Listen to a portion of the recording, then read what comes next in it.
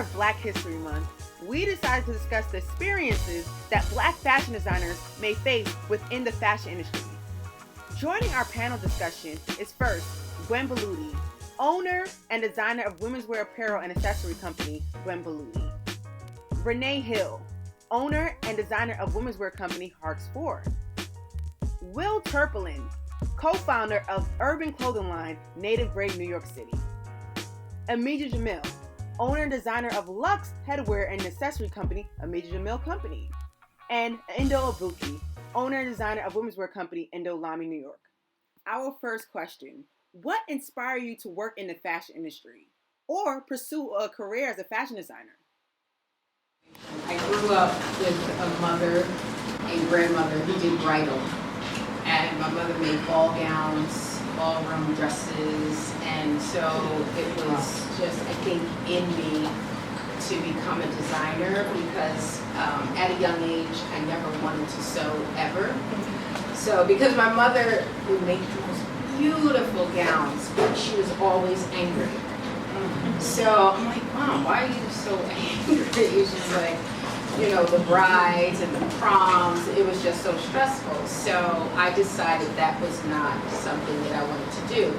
But as I got older, out of necessity, after I became a Muslim, I could not find clothing for myself. So as an adult, I started to sew, and then I started to make clothing for my children, and then friends, and then it just turned into me wanting my brand and creating Harks Ford. And so watching, I think all of those moments of watching her make these beautiful, elaborate, she made the hat, she made the bag, she made the bouquet, she did every aspect of the wedding. So I think that was in my subconscious. So I think that's what kind of pushed me in this field. It's like a lot of bright, elaborate fabrics to look at. So I've always had I guess a hodgepodge of things and designs to pull from to make me want to do fashion. Though I never wanted to do fashion. I've done print work for like sport campaigns and stuff of that nature. And my boy / business partner Darnell, who isn't here, we had went to, I want to say, an event for Alicia Keys, and I was just helping him do something because my 9 to 5, I also do IT. I also do IT as well. You know, I gotta have left hand know what the right hand is doing. So went with him to Alicia Keys. It was like a celebration for one of the plaques she had won at the time. So I kind of brokered a deal for him. So we had like a $10,000 check that same day. The next day he's like, okay, you're gonna work with me. Through my friend, we met through my friend who passed away of cancer, but he's here and there. Rest in peace. So that's my brother for life. But getting back on the subject. So from there, we had to find someone to manufacture the items we said we were going to deliver on. Just got the tech. Second day, we found a manufacturer, just random happenstance. And from there, we've always been designing for people or for artists behind the scenes. And we created Rookie Apparel, which now is Native Grade, as our kind of coming out party. Because I guess that's leading into the other question. I don't want to lead into the other question, so I don't want to lead into the other question while I'm leading. But what I want to say is, like, we've always been there, but in the background. So you may see designs from any which person behind the scenes, like doing the designs for Polo or doing the designs for whomever it may be, and submitting those designs and getting them approved. Because a lot of designers, unlike these lovely people, can't really design, can't draw. They pull from bright minds like this, and they submit it, and it just goes under their name. Thank you, Will. Yes. So we all said, yeah. And he kind of segued to the next question. But the next question, and I thank you all for sharing. I really do. So the next question is, do you believe being Black in the industry is a hindrance with your career in fashion? If so, or if not, why? Anyone can share? since I'm already leading on off the question. I think it's a blessing because we already know what obstacles we have to face. It's kind of like, I already know what you're gonna try to do. So with that sense, I've already have kind of like a chip on my shoulder, though you don't always want to roll with a chip, but I already know, okay, I'm going to show me, not you. I'm going to show me because I'm going to over-deliver on what I have to do. So I would say being a person of color, you definitely have to over-deliver as opposed to someone who's not there. And I just, accepted that and said it comes with the trade. Yeah, it definitely does. With me, a little bit about my background. I got 2 degrees from FIT, one in fashion design, my bachelor's in international trade and marketing, and after graduation, I did pursue my modeling career, but I worked corporately after my modeling career in the fashion industry, and I worked in marketing, merchandising, and buying, and I was always the one black girl in that department, black woman in that department, and we definitely have to push and strive harder than anyone else. And sometimes when they see your skin color, it is a hindrance in a sense because, sometimes you automatically get prejudged on your performance or, how confident you are to perform the task. So yeah, I can say that on my part. Yeah, definitely.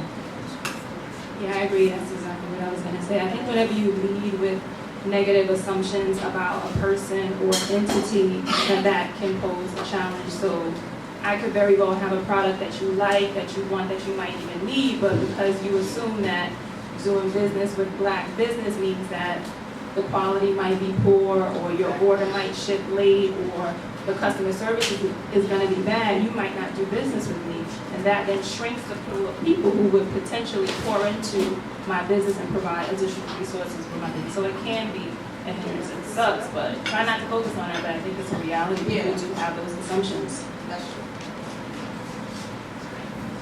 I think for me, I look at it not as a hindrance, but as an opportunity. I have the opportunity to show my uniqueness. I have the opportunity to show a point of view from a black woman. Black people, we are the soul of this nation. We all know that. We know we just contribute so much. So for me to have that opportunity just to show how unique we are is definitely the best opportunity. But does it have its challenges? Yes. There are many challenges that come with being in the fashion industry. But for me, I definitely look at it as a major opportunity for me. Thank you. Anyone else? Sometimes I believe that God lets these things happen to you to push you to where you need to be. Like, we're probably not supposed to, we're not supposed to be doing fashion for anybody else. We're supposed to be creating our unique fashion, our unique styles, and sending out this positive message to other people. That's why, everything that led us up to where we are today, that has us with our own minds, happened to us. So I just look at everything in life. Like, once it happens to me, I'm like, okay, what is this supposed to teach me? What am I supposed to do? Where am I going with it? So, it's all about how you see everything. Yeah. Thank you.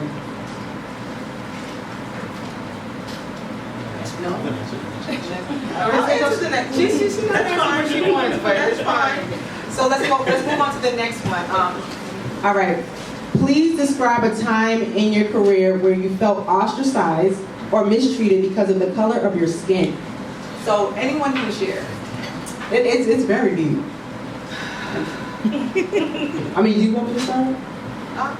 All right. Somebody, go ahead, Mija. That's a tough one, only because in regards to feeling mistreated, I don't know if I've directly felt that way. I mean, I think as far as my journey as a designer and creating stuff has actually been pretty positive. haven't had many negative things that have come my way other than, and I hate to have to say it, but other than from my own people. I often feel like they don't want to always, support you. One, because they don't know who you are. Two, because again, just to piggyback off the last answer to your question, they feel like either your quality is not going to be up to par, or your customer service is not good, or whatever they're thinking beforehand. So as far, I've been lucky to not have to experience that.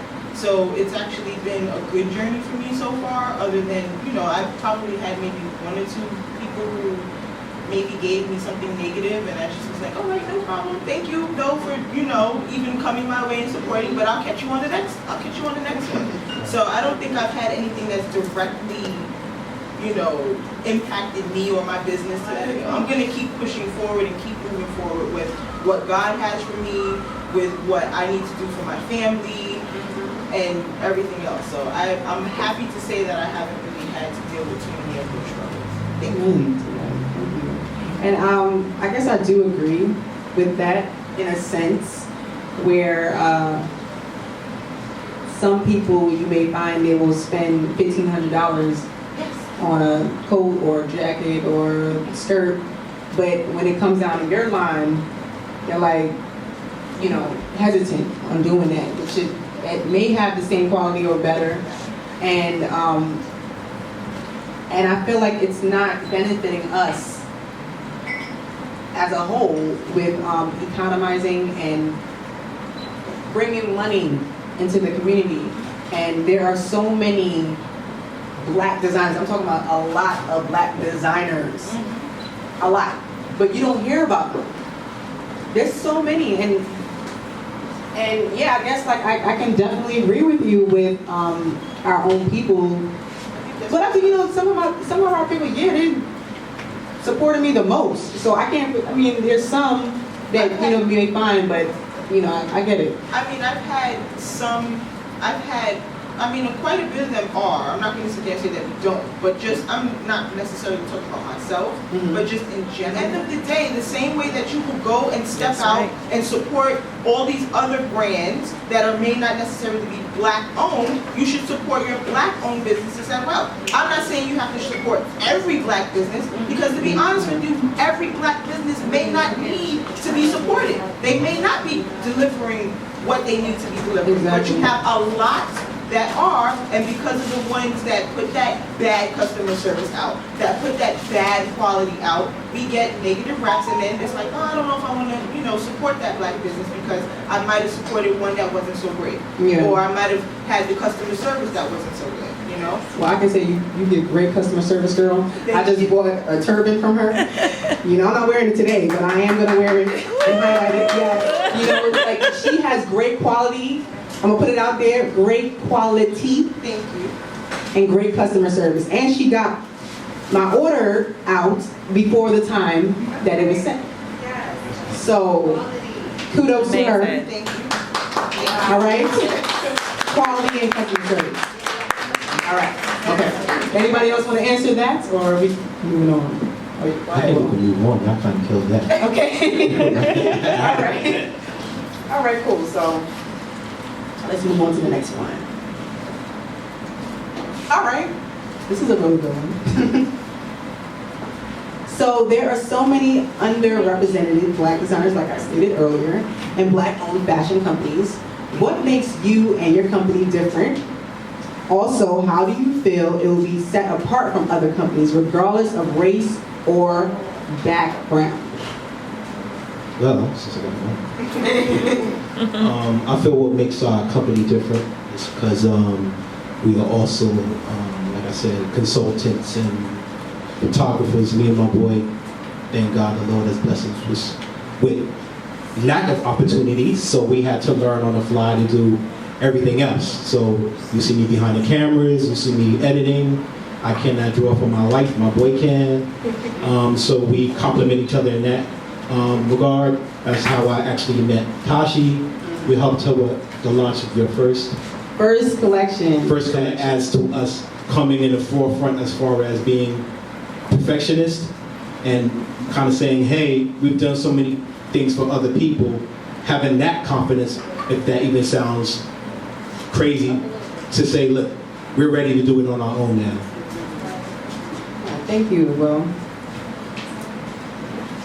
I would say that my story makes me stand out. My life experiences. Your story is so important.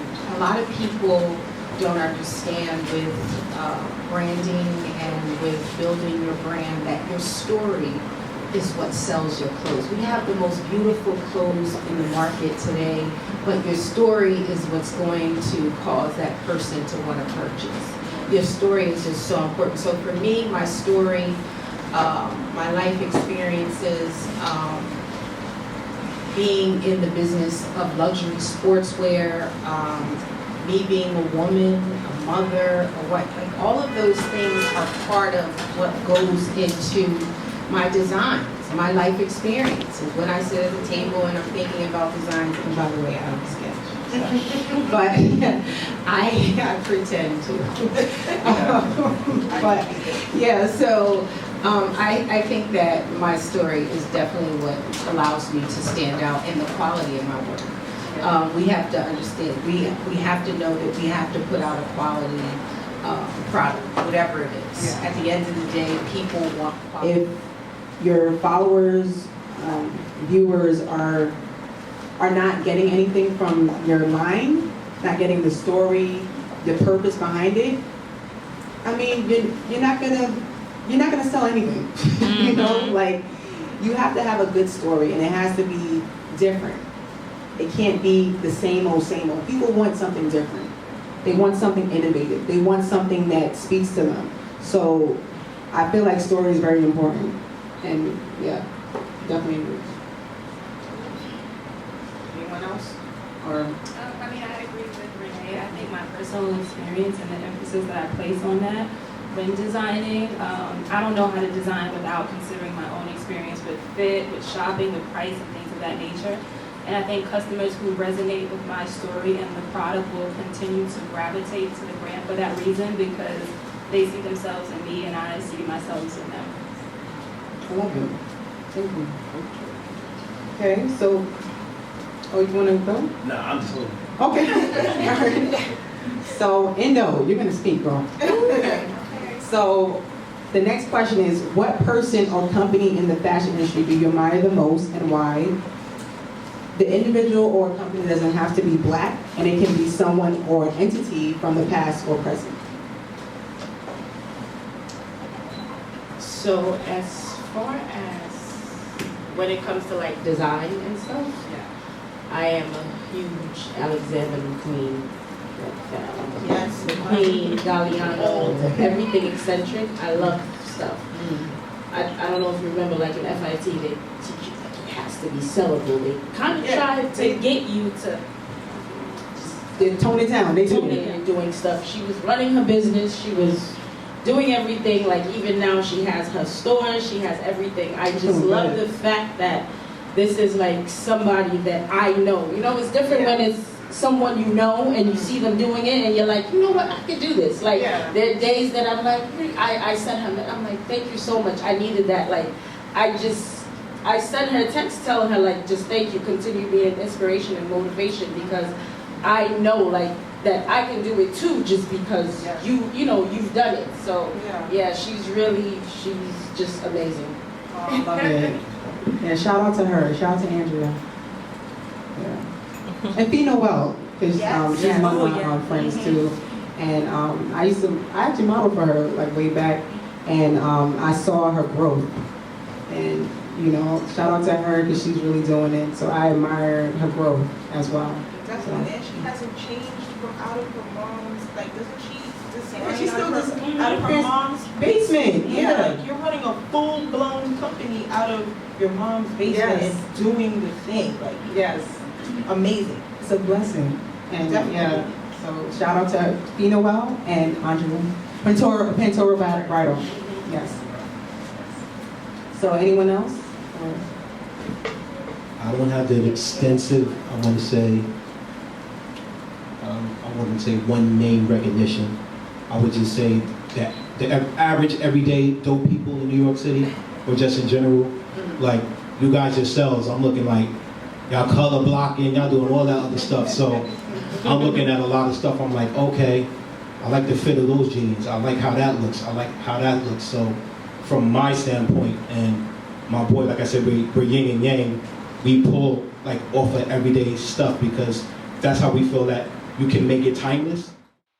What improvements do you feel that our community should make with changing the whole trajectory and how we are represented within this industry?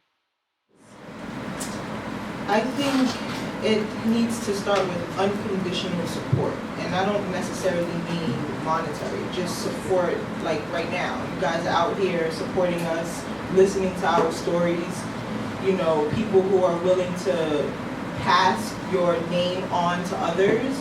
I think it starts with that, and the biggest thing for me is always support. Example, I worked with, and not that she does makeup, her name is Kianda, and she does makeup for a lot of different people, and she's one of my customers. She was actually one of the first people who bought a piece at a pop-up shop that I did a few years back. And ever since then, energy's great, we, you know, talk and all that stuff, but she happened to have reposted one of my turbans onto her Insta stories, and because of her reposting that, I ended up getting a small little feature in Essence magazine. I saw that earlier. You better go. You better go. Congratulations. It wasn't so much that she had to support by purchasing something. It was just that she was like, oh, I like this, I'm going to repost it. And from her reposting it, got the attention of someone over at Essence. And then from there, it just kind of trickled down. So I feel like we just have to support each other. And it doesn't always have to be by spending money. It can just be by, you know, spreading the word. So going out to different events and supporting people that way. Supporting your black businesses, even by, if you can't afford to purchase something, just say, you know what, I'm going to stack my coins until I can. You know, but you definitely we have to support each other, because the only way we're going to continue to grow is if we do. And at the end of the day, if we support each other more than we support the others, we'll continue to grow and grow and grow, and then we'll be unstoppable. Thank you, and you're right. The constant support. Thank you. Yeah, you're right about that. Yes, that's true. Support is very important. This is off topic, something. Just to talk about support again. I lived in Atlanta for a while, and this is when I first started out, and I was thinking that Atlanta was the place for me. And I went to a networking event. Beyonce stylist Ty Hunter and his partner Raquel Smith had an event. So I went and I decided, okay, well maybe I'll make them something when I go to the event. So I did that, made some gifts, and I gave it to him.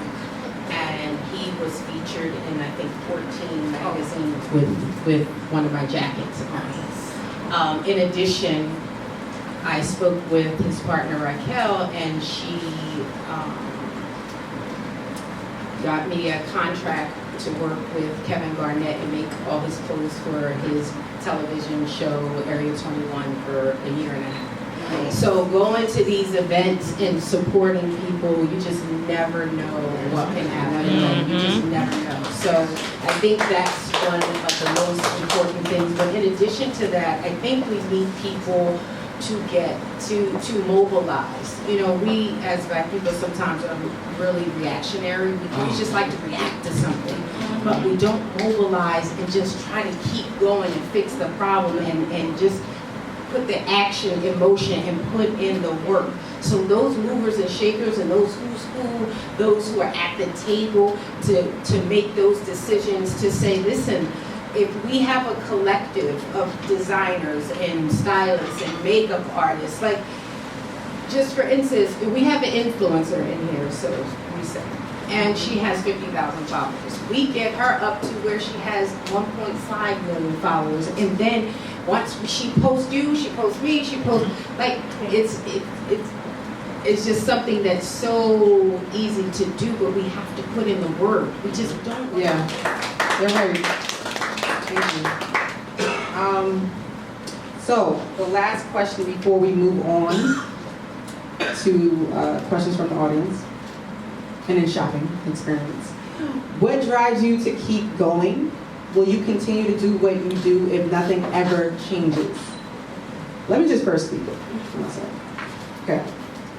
So, with me, my faith keeps me going, my faith in God. That's what my whole company is about. It's a faith-driven brand.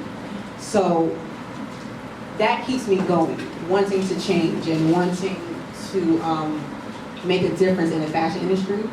And without that, I feel like I'll be doing it for no reason. You know, I'll feel like empty, like I'm just like any other designer.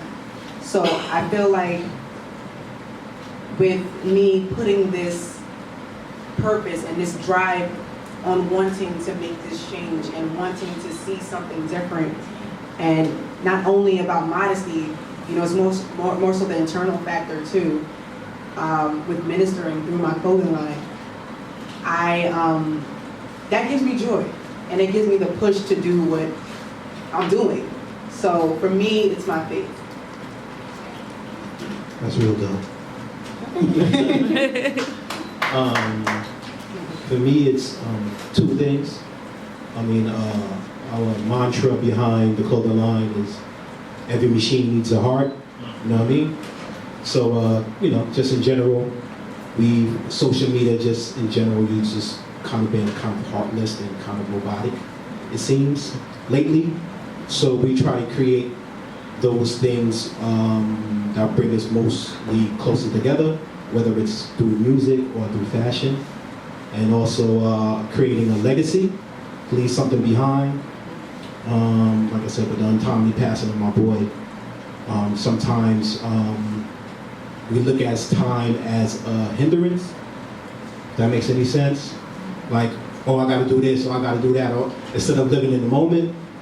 So creating that thing that lives beyond me to communicating that, because this is Black History Month, right?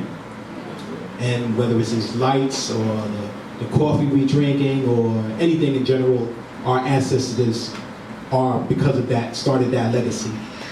So those are things that you can't tangibly touch, but are always going to be there around you from years and years and centuries to come. So those two things are mostly important, spreading that love through that mantra, every machine needs a heart, and legacy, knowing that my kids can have something to hold on to, similar to you guys' story, and everybody else on this panel as well.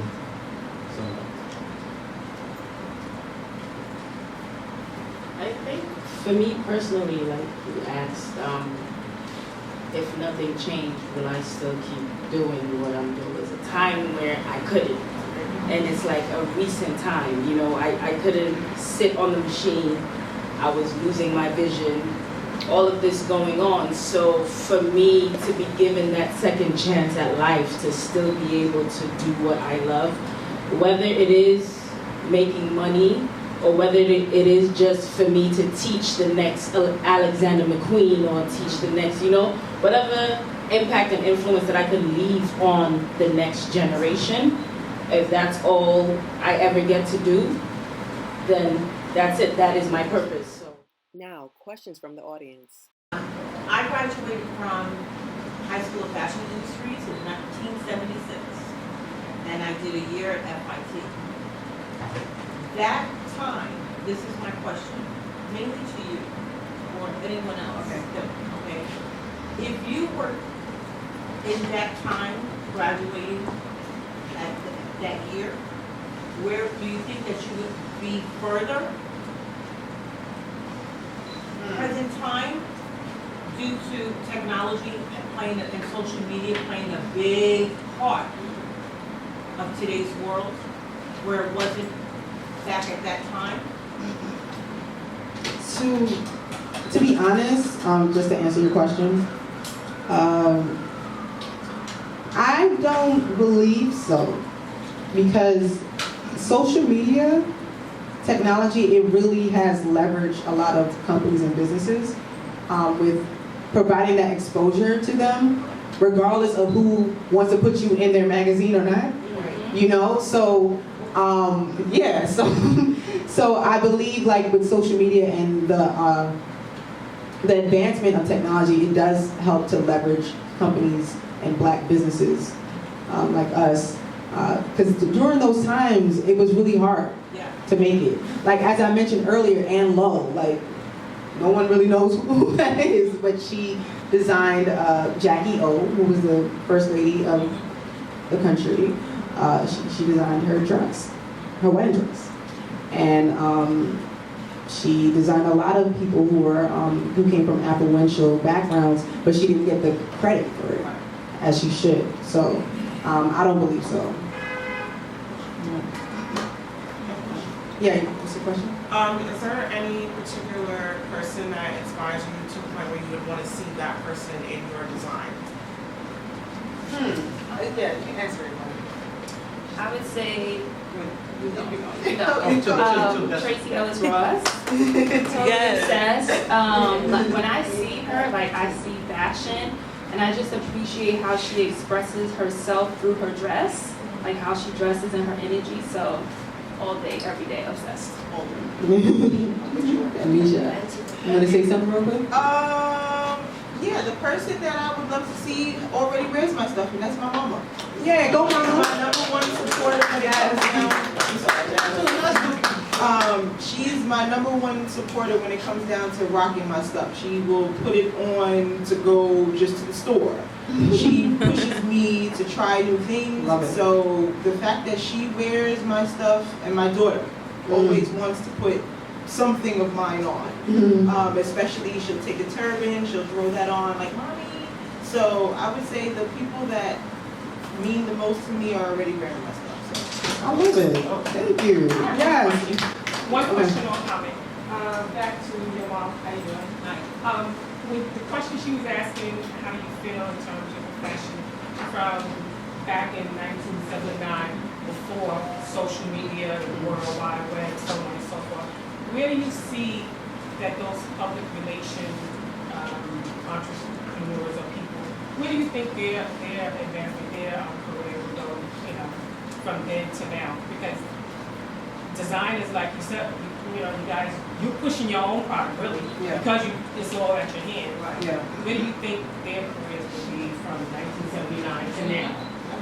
Yeah, I think it's kind of still here too, because though the technology changes, you know what quality is. So someone who can make something by hand is definitely going to be manufactured or more respected than anything else.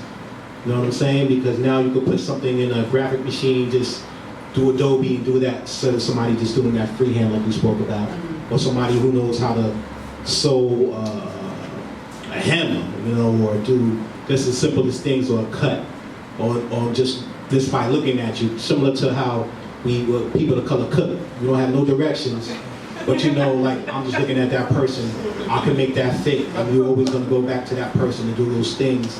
These intangibles are kind of what I feel that we kind of pull from in our DNA, in that math set. So we do have the technology, it seems to push it forward, but we still kind of gotta thank our ancestors for, you know, meeting up with each other and giving us these things. A lot of these things are God-given, but they're coming from that, like I said, that DNA where you like, okay, your grandmother might have been a sewer, or your grandfather, or somebody might have pulled from here, or you might have took out one of your mom's old pictures and they still have those bell bottoms, I don't know, you know what I mean, or something of that nature, because with fashion, it always comes back around. Every time. Oh, okay, you're gonna get some dungarees, stonewash, all right, you have these out, some cowboy boots. Oh, you did, oh, my bad. It's like, go out there. But that's it, I know you're gonna go to another question, because you pressed the time, right? Yeah. It's fine, don't worry about it. But thank you. We gotta. Another question. We gotta. It's really strong. Yeah. So as entrepreneurs and designers, I want to know how you feel about creating your products and competing with quick fashions.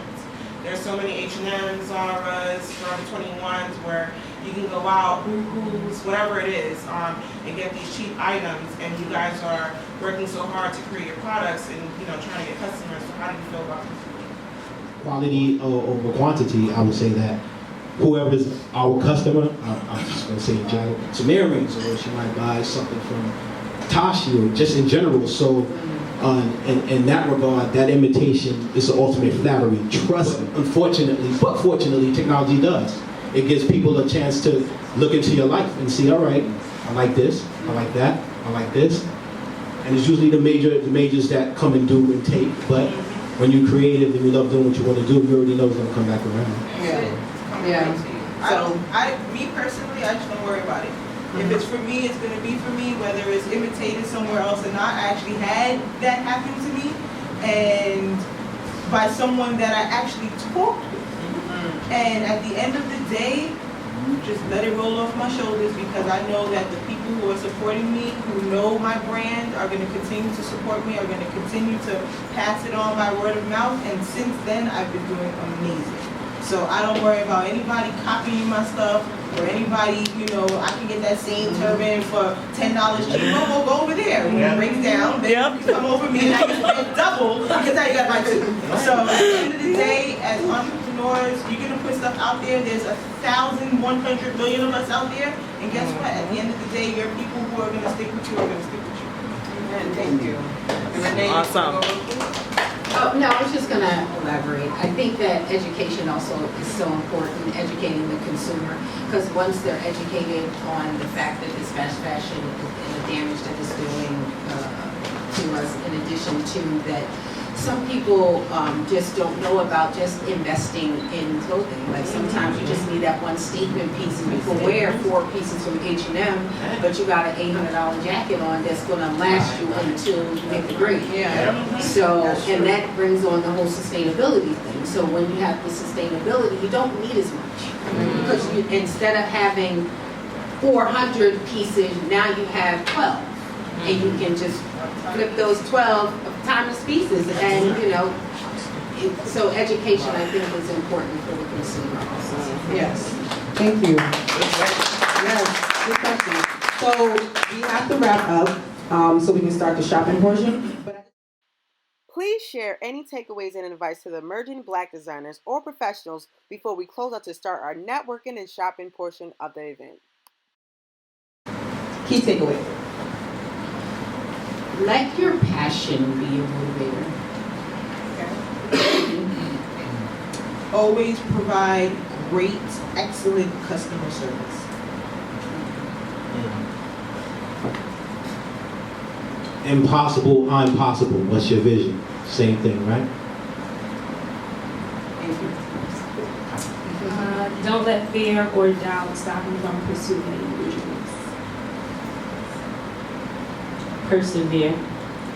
Love it. Yes, thank you. Oh my God. Thanks for having me. Of course, you guys. Real tour. Let's wrap it up for her.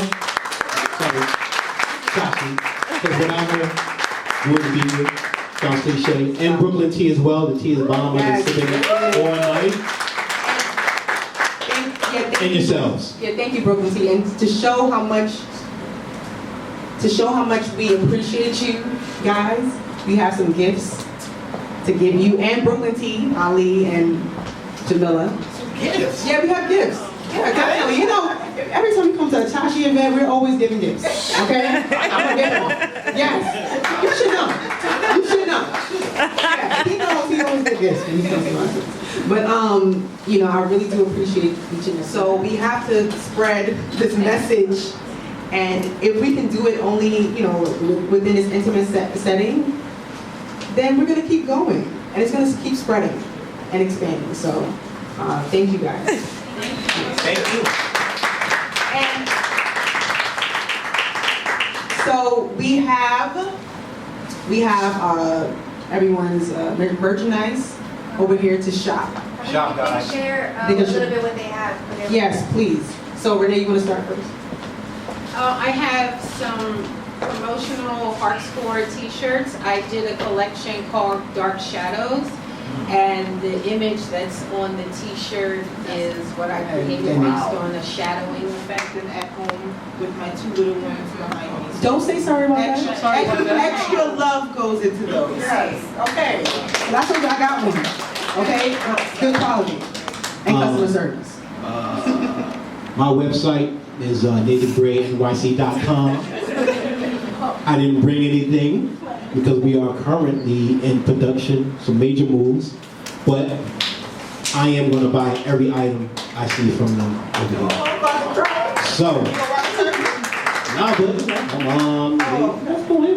shares would be a great gift. I have some of my jewelry designs today, and the price point for the items that I have range between $44 and $80.